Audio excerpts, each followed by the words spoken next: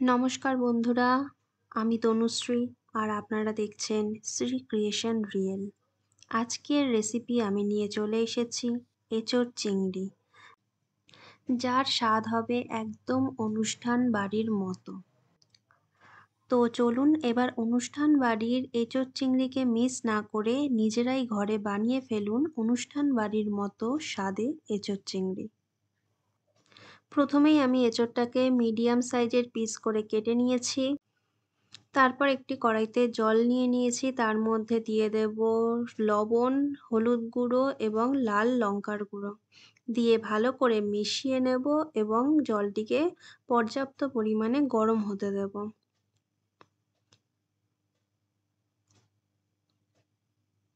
তারপরে এই জলের মধ্যে আমি এঁচড়গুলোকে আগেই সিদ্ধ করে নিয়েছি। এরপর দিয়ে দিয়েছি আলু। আলুগুলোকে একদমই বেশি সিদ্ধ করা যাবে না, একদম হালকা যাতে সিদ্ধ হয় সেদিকে নজর রাখতে হবে। তারপরে আমি নিয়ে নিয়েছি একটি কড়াই এবং কড়াইয়ে দিয়ে দিচ্ছি পর্যাপ্ত পরিমাণে তেল। তেলটা ভালো করে গরম হয়ে গেলে এর ভিতরে সেই হালকা সিদ্ধ করা আলুগুলোকে দিয়ে দিতে হবে এবং হালকা যাতে ব্রাউন শেড আসে এই আলুর মধ্যে সেদিকে লক্ষ্য রাখতে হবে। হালকা ব্রাউন শেড এলেই আমি আলুগুলোকে তুলে নেব। এরপর সেই তেলের মধ্যেই আমি সিদ্ধ করে রাখা এঁচড়গুলোকে হালকা আঁচে ভেজে নেব। একদম হাই ফ্লেম করবেন না, লো ফ্লেম করে ভেজে নেবেন। যেহেতু আগে থেকে হালকা সিদ্ধ করে নিয়েছি তাই আমি বেশি ভাজবো না, যাতে রান্নার শেষ পর্যন্ত এগুলো আস্ত থাকে এবং গোটা থাকে, তবেই এগুলো খেতে খুবই সুন্দর লাগবে। আর যদি গলে যায় তাহলে একদমই ভালো লাগবে না খেতে। এবার আমি নিয়ে নিয়েছি মিডিয়াম সাইজের চিংড়ি মাছ। দেখতেই পাচ্ছেন একদম বড়ও না একদম ছোটও না। এই চিংড়ি মাছটা হচ্ছে এঁচোড় চিংড়ির জন্য একদম আদর্শ চিংড়ি মাছ। এবার এই মাছগুলোর মধ্যে লবণ এবং হলুদ দিয়ে মাখিয়ে নেব ভালো করে। অবশ্যই এঁচোড়ের জন্য যে চিংড়ি মাছটা নেবেন সেটার পরিমাণটা একটু বেশি রাখতে চেষ্টা করবেন, তবে এর স্বাদ আরও বেশি হবে। আর যদি কম চিংড়ি মাছ হয় তো খুব একটা ভালো লাগবে না।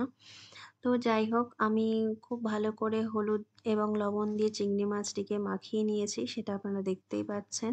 আপনারাও ঠিক এভাবে মাখিয়ে নেবেন। এরপর আমি চিংড়ি মাছটা একদমই হালকা আঁচে অল্প তেল দিয়ে ভেজে নেব।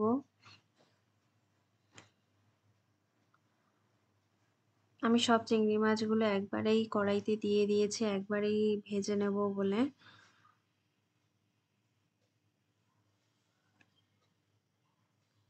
একদমই বেশি ভেজে ফেলবেন না, হালকা আছে একদম হালকা ভাজবেন, নয়তো চিংড়ি মাছগুলো প্রচণ্ড শক্ত হয়ে যাবে। চিংড়ি মাছটা আমার ভেজে নেওয়া হয়ে গেছে। এবার চলুন দেখে নিই এঁচোড় চিংড়ি করতে কি কি সামগ্রী আমার প্রয়োজন। নিয়ে নিয়েছি আদা কুচি, কাঁচা লঙ্কা, রসুন, আর নিয়ে নিয়েছি টমেটো এবং পেঁয়াজ কুচি। আর আমি ফোড়নের জন্য নিয়ে নিয়েছি তেজপাতা, এলাচ, লবঙ্গ এবং দারুচিনি। এবার আমি সেখান থেকে কিছুটা মশলা নিয়ে নেব বেটে নেওয়ার জন্য। সেটা হচ্ছে পেঁয়াজ কুচি, তারপর নিয়ে নেব রসুন, নিয়ে নেব লঙ্কা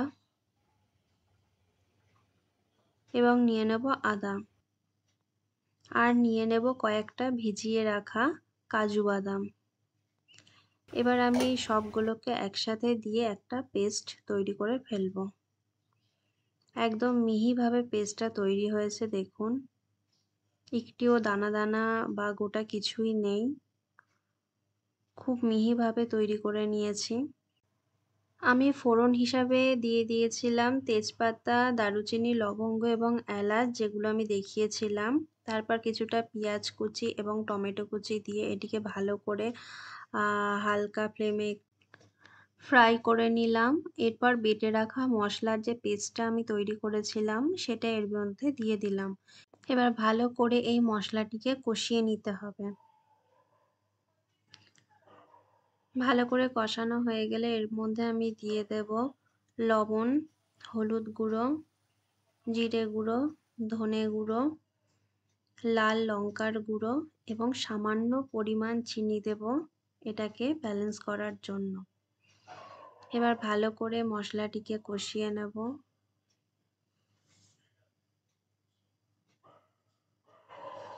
মশলাটা কষানো হয়ে গেলে আমি সবশেষে দিয়ে দেব টমেটো পেস্ট।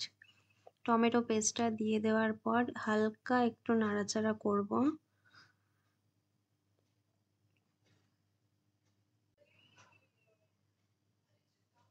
মশলাটা আমার রেডি হয়ে গেছে। এরপর আমি ভেজে রাখা এঁচড়গুলো এর মধ্যে দিয়ে দেব।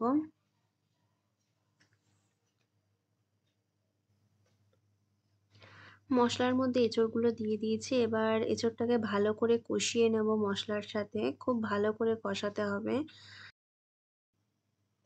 একদমই লো ফ্লেমে রাখতে হবে এবং দেখতে হবে যাতে নিচে লেগে না যায়। যদি লেগে যায় তাহলে পোড়া পোড়া গন্ধ বেরোবে, সেটা মোটেও ভালো হবে না। সেই জন্য খুব সাবধানে মশলাটা কষিয়ে নিতে হবে। কষানোর সময় এঁচড় থেকে যতটা জল বেরিয়েছিল আমার আর প্রয়োজন পড়েনি আলাদা করে এতে জল দেওয়ার। তো তারপর কষানো কমপ্লিট হয়ে যাওয়ার পরই আমি জলটা দিলাম।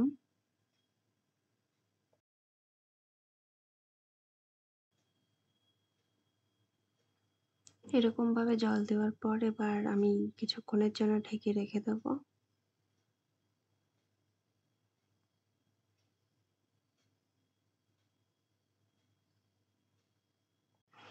তারপর জলটা ফুটে গেলে ভেজে রাখা চিংড়ি মাছগুলো এর ভিতরে দিয়ে দেবো। দিয়ে ভালো করে নাড়িয়ে আবার কিছুক্ষণের জন্য আমি হাই ফ্লেমে দিয়ে চাপা দিয়ে রাখবো।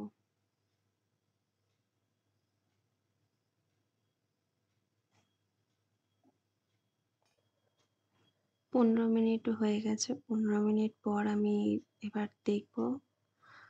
দেখুন হয়েই গেছে। এবারে শেষ মুহূর্তে কিছুটা পরিমাণ গরম মশলা অ্যাড করে দিতে হবে। কিছুটা পরিমাণ আমি গরম মশলা অ্যাড করে দিয়েছি। দিয়ে ভালো করে নাড়াচাড়া দিয়ে আমি আবার কিছুক্ষণের জন্য চাপা দিয়ে রাখবো।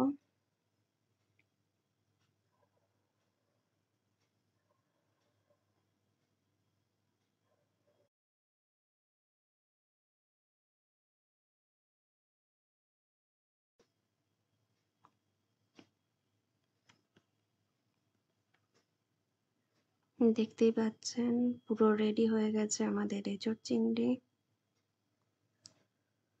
কত সুন্দর কালার হয়েছে এবং কত ইয়াম্মি দেখতে হয়েছে। আপনারাও এরকম ভাবে বানালে আশা করি আপনাদেরটাও খুবই সুন্দর হবে। এবং অবশ্যই আমার রেসিপিটি ফলো করে দেখে বানিয়ে আমাকে খেয়ে অবশ্যই জানাবেন যে কেমন লেগেছে।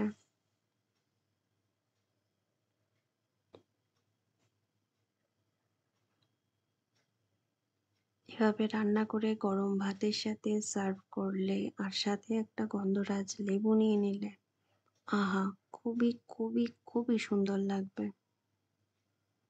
আপনারাও টেস্ট করে দেখতে পারেন এবং আমাকে অবশ্যই জানাবেন যে আপনাদের কেমন লাগলো ভিডিওটি। যদি ভালো লেগে থাকে অবশ্যই লাইক করে দেবেন। ধন্যবাদ।